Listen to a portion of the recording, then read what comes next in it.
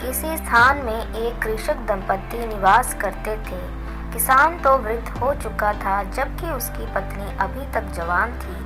एक दिन एक ठग ने उसे घर से निकलते देख लिया। उसने उसका पीछा किया और उसके सामने जाकर बोला, सुंदरी, मैं तो विधुर हूँ और वृद्ध की पत्नी होने के कारण तुम भी विधवाओं जैसा ही जीवन व्यतीत कर रही हो। चलो हम दोनों यहाँ से भागकर किसी दूसरे स्थान पर जाकर सुख पूर्वक रहें। किसान की पत्नी को सुझाव पसंद आ गया। अपनी सहमति जताकर वह घर लौट गई। रात होने पर जब उसका पति सो गया तो उसने अपने पति का सारा धन समेटा और उसे लेकर प्रातःकाल उस ठग के साथ वहां से प्रस्थान कर गई।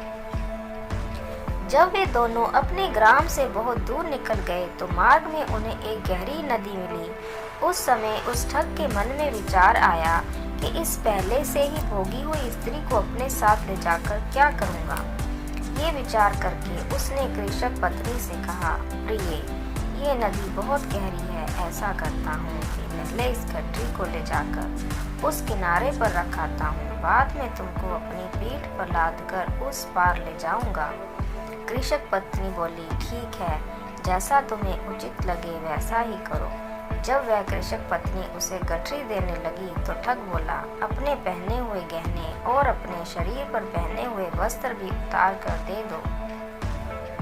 ऐसा करने से तुम्हारे कपड़े भी भीगने से बचे रहेंगे। कृषक पत्नी ने उसे अपने शरीर पर पहने गहने और वस्त्र भी उतार कर दे दिए। वह बिल्कुल निर्वस्त्र होकर नदी के तट पर बैठ गई।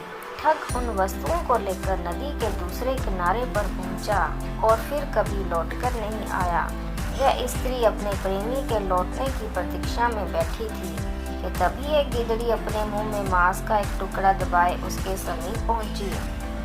उसे नदी के किनारे जल में बैठी एक मछली दिखाई दी। उसने मांस का टुकड़ा जमीन पर रखा और उस मछली पर झपटी। उसी समय आकाश से एक गिद्ध ने झपटा मारा और वह गिदड़ी के रखे मांस को उठाकर चलता बना। उधर गिदड़ी को स्वयं पर झपटते देख मछली भी जल में डुबकी लगा गई। उसकी ये हालत देखकर किसान की पत्नी हंस पड़ी। वह गिदड़ी से बोली, अरे मूर्ख, सब कुछ खोकर भी अब तुम किसकी राह देख रही हो। गिदड़ी उसकी ओर उपहास भरी नजरों से देखती हुई बोली, मूर्ख किसे कह रही हो नादान स्त्री, तुम तो मेरे से भी ज्यादा मूर्ख हो। मैंने तो अपना आहार ही गंवाया है, किंतु तुमने तो अपने पति को भी खो दिया। प्रेमी भी हाथ से गया और अब साथ लाए धन को भी गंवाकर नदी किनारे नंगी होकर बैठी हो। तुम अब किसकी राह देख रही हो। मगर से ये कहानी सुनकर वानर ने कहा, कृतघ्न, मैं तुम्हें कोई उपाय नहीं बताऊंगा। अब से तुम मुझे अपना मित्र भी मत कहना। सज्जनों के बताए मार्ग पर जो व्यक्ति नहीं चलता उसका विनाश अवश्य होता है। वह व्यक्ति उसी प्रकार नष्ट हो जाता है जैसे घंटाधारी ऊंट हुआ था। मगर ने पूछा, ये घंटाधारी ऊंट कौन था। वानर बोला, सुनाता